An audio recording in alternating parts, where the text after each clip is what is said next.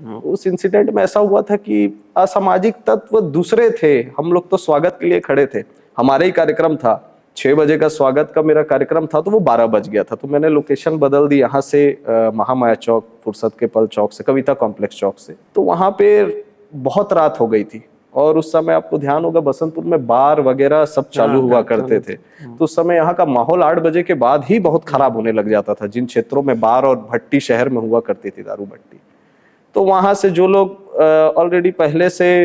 नशे वगैरह में थे वो हमारी रैली में जुड़ गए और वो कार्यक्रम हुआ कि साहब आए, हम लोग तो स्वागत कर रहे थे,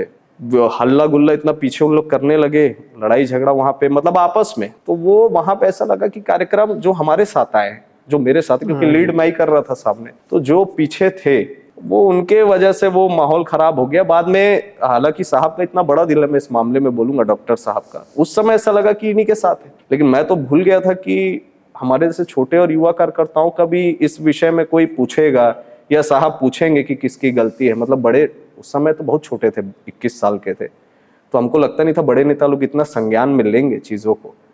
और वो आज का दिन अभी वापसी हुई और उसके बाद आज विपक्ष में युवा मोर्चा का जिला अध्यक्ष का दायित्व सभी वरिष्ठों के आशीर्वाद से